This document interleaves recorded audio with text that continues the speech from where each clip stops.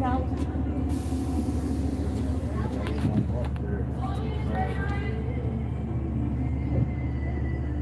They go along and check to make sure everybody's.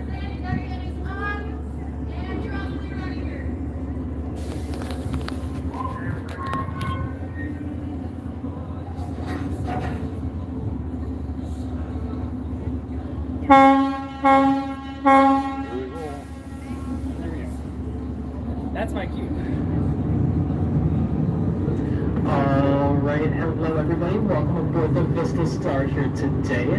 My name is Bo, I'm going to be your tour guide. We hear my voice over the microphone. And as we get underway here, I do have a couple of brief little safety announcements to give. And safety is always our #1 priority. We're here aboard the Vista Star today. So for starters, this may be a little bit of a shock for some of our passengers on board right now. But we're on a boat. So that does mean that we may encounter the occasional wave as we go throughout our sailing. I don't think it's going to be that much of an issue, but at the same time, do still please be mindful of that. As part of that, we do ask you please make sure that you're walking across our boat, that there's no running at any time. And along with that, we ask you please make sure that you watch your step going into and out of the first and second deck doorways. This is because the first and second deck doorways do have raised sills to help keep out water. They do an amazing job at this, however, at the same time, they also do an amazing job at catching your feet. So please make sure that you watch your step going into and out of the first and second deck doorways. At the same time, the windows on the second deck cannot open at any time, and this is because the Coast Guard has deemed them to be unsafe. As the windows on the second deck are extremely heavy and they swing inwards, which means if you get hit by them, well, they hurt a lot. Trust me, I have learned that from experience. So please do not open the windows on the second deck at all. If you're looking to catch a breeze, you can head on out to the bow or stern of the first or second decks. Or, at the same time, you can open the windows on the first deck. Or, if there's space available, you can head on up to the third deck as well. Speaking of the third deck, we do have a maximum capacity of 44 people up here at any given time. This for the Coast Guard that is mandated, and as we can only have 44 up here for our stability. So if you see the chains up at any time, that does mean that we are full up here. You might want to check back just a little bit later. And at the same time, on top of that, if you're up here at the beginning of our sailing and you've been up here for a while, you might want to consider heading down to one of the lower decks to help give some other people a chance to come up here. At the same time, I don't see it being too much of an issue here, but still, please do be mindful of that as we go through our sailing. Those are white life jacket boxes located all across the boat as well. We've got them located on the bow of the first and second deck, as well as all along the top of the third deck. These make for amazing seats. I know they're pretty comfy indeed, but we do ask that you please make sure that you do not stand or kneel on them. This does include adults and children. As at the same time, the boxes are not bolted to the deck, so they do tend to shift under your weight just a little bit. So we do ask that you please make sure that you are not standing or kneeling on the life jacket boxes. There is no smoking allowed in the Vista Star anytime. This does include vapes and e-cigarettes. If you need to use the restroom at all during our sailing, we've got them located on the stern of our boat. On the back of the boat by the stairways. We've got 2 of them down on the first deck, 1 of them on the second deck as well. If you're feeling a little bit hungry, a little bit thirsty, we've got some nice food and drink options down at the first deck bar. We've got plenty of hot dogs down there if you're feeling just a little bit hungry and we're around at lunchtime right now. We've got plenty of drinks as well, so feel free to head on down there throughout our sailing. And then finally, if you have any questions about just about anything you see on shore inside the harbor, or you would just like a nice little answer to a question about the area as a whole, feel free to ask me. I'll be floating around the boat here and there. You'll be able to notice me. I'll be wearing the tan hat with the star on it. Feel free to ask. I would love to be able to answer just about any question you could possibly throw at me. So, with that safety announcements. So what do you say? Should we go for a boat ride? I'm going to take that as a yes.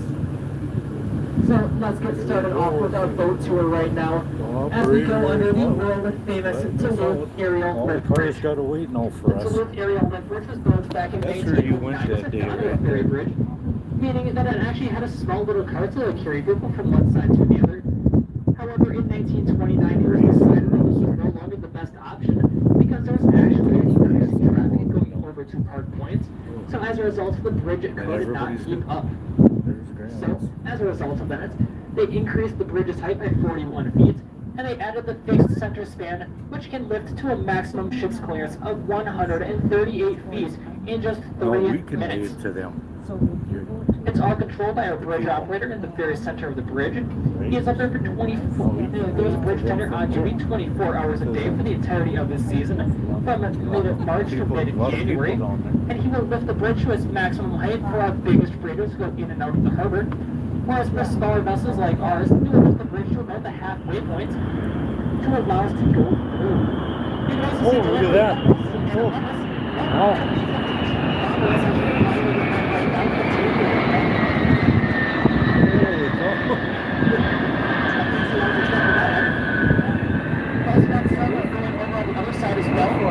So if you have your cameras, I would have grabbed them right now, put some photos of them. It's not a way to use a nice fly like that from the United States Air Force. Even considering the fact that we have an Army National Guard base on the hill, well, it's pretty cool to say kind of see. I can't say I was expecting that. Tours, watching tours.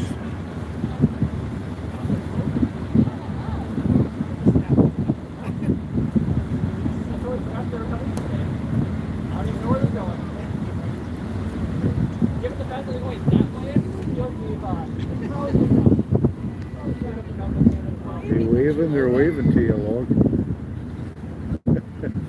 So as we're going through the ship canal right now, there's quite a story behind it. Tell them these are the big ships that come in here. Approximately 1871. They waving? And prior to 1871, the city of Superior had the only natural trips in the harbor, meaning that it was easier for all boats to go to the Feels Superior nice. side of the harbor. They would unload the cargo over there. They built a There's new the cargo beach. over there. And so that meant that the city of Superior had tons and tons of business, and all the boats going in and out that side, and Duluth was up high and dry. Well, the city of Duluth did not like that at all. So, as a result of that, they decided instead that they were going to dig the canal here. At the same time, the city of Superior found out about all of this. They realized how much money they were going to lose. And so, being the good neighbors that they were, they decided that instead of just going over to Duluth and politely asking them to stop, it would give you much more polite option of going to the United States Kid, he's waving. He says there's Logan up there. Yeah. When we filed the injunction, the War Department looked at the proposed injunction, they looked at the city of Superior's officials and said, That's pretty cool looking from here back in there. you have to Like wait they do for when it you to come hand in. delivered before it takes effect.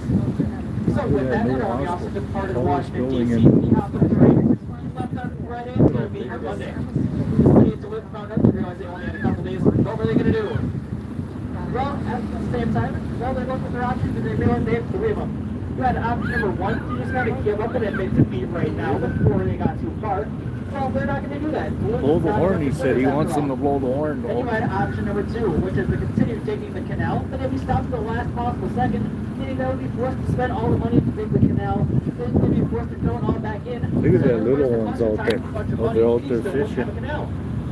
So they went to option number 3. I want They to be in grabbed that every little single boat. person in town they Of could course, find, that's probably and not they a little grabbed boat, every digging implement but they it could looks find. like They it. grabbed shovels, they grabbed buckets, they grabbed pickaxes. This is They okay. grabbed the wooden spoon out of your kitchen drawer. Anything that could be used to dig was used to dig. And so they worked tirelessly day in and day out until finally, on that Monday, the Army officer arrived from Washington, D.C. Look at how little that boat looks. Down, and he saw the tugboat going through the canal, meaning Oh, he had man. lost the race. So in defeat, he ripped up the injunction and We went look back to like a big Washington, ship. D.C. in defeat.